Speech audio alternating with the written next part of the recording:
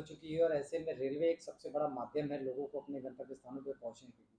तो कितनी ट्रेनें चलाई जा रही हैं और किस तरह से यात्रियों को सुविधा पहुँचाई?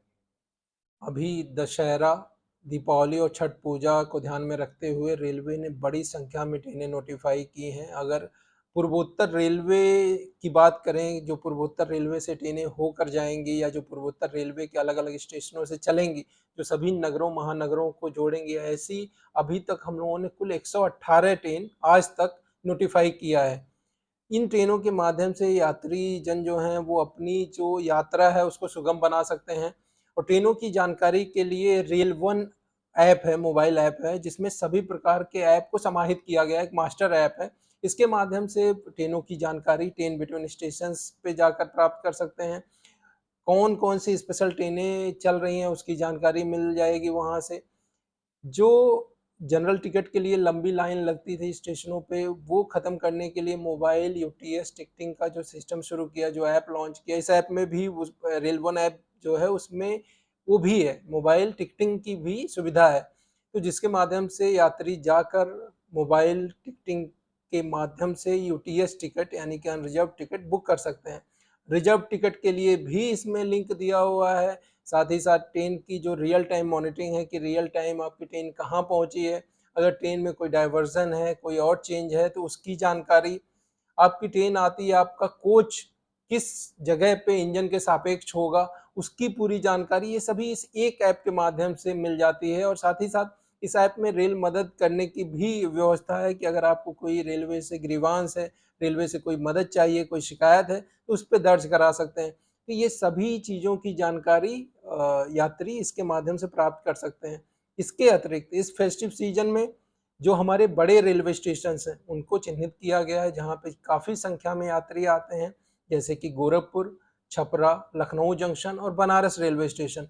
इन स्टेशनों पर एडिशनल प्लानिंग की जा रही है, क्राउड मैनेजमेंट का एक प्लान तैयार किया गया है। यहाँ पर एडिशनल यात्री होल्डिंग एरियाज़ बनाए जाएँगे प्रीमाइसेस में।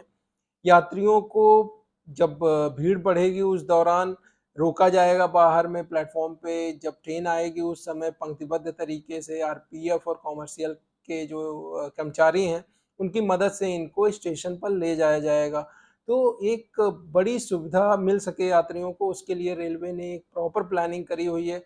जो होल्डिंग एरिया बनाए जाएँगे उसमें सीसीटीवी कैमरे भी लगाए जाने का प्रोविज़न किया जा रहा है। वहाँ पर टेन डिस्प्ले बोर्ड रहेगा, ड्रिंकिंग वाटर की फैसिलिटी रहेगी, तो सभी प्रकार की फैसिलिटी अनाउंसमेंट की फैसिलिटी रहेगी, तो जिससे कि यात्रियों को वहाँ पर सभी सुविधाएँ मिल सकें और इनकी मॉनिटरिंग भी कंट्रोल रूम से की जाएगी। तो ये सभी तैयारियाँ रेलवे कर रही है, यात्रियों से इस दौरान अपील है कि अपना यात्रा प्रोग्राम बनाने के वक़्त एक बार स्पेशल ट्रेनों की जानकारी भी प्राप्त कर लें। साथ ही साथ जब भी स्टेशन पर जाएँ, तो अपनी ट्रेन की जानकारी प्राप्त करके उसके अकॉर्डिंग आप जाएँ। एक प्लेटफ़ॉर्म से दूसरे प्लेटफ़ॉर्म पे जाने के लिए फुट ओवर ब्रिज का प्रयोग करें। अनजान व्यक्ति से दी हुई चीज़ें ना ग्रहण करें और जब भी जैसे इस दौरान क्या होता है कि कई बार समपार फाटक के किनारे कहीं दुर्गा पूजा हो रही है या रावण जल रहा है तो वहाँ लोग खड़े हो जाते हैं, तो ऐसे स्थानों पर भीड़ ना लगाएँ क्योंकि रेलवे ट्रैक के आस-पास खड़ा होना, भीड़ लगाना ये डेंजरस होता है, खतरनाक होता है।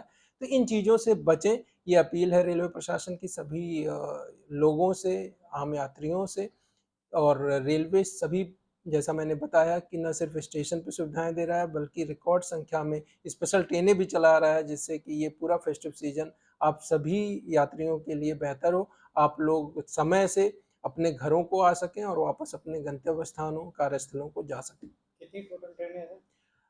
टोटल 118 ट्रेनें हैं जो या तो पूर्वोत्तर रेलवे से चल रही हैं या तो हमारे पूर्वोत्तर रेलवे के स्टेशनों से होकर जा रही हैं और सभी ऑलमोस्ट प्रमुख महानगर, नगर जहाँ से ज़्यादा आवागमन है यात्रियों का, उन सभी को कनेक्ट कर रहे हैं जिससे कि जो यात्री हैं उनकी ये यात्रा जो फेस्टिव सीज़न के दौरान है, वो सुखद हो सके, बेहतर हो सके।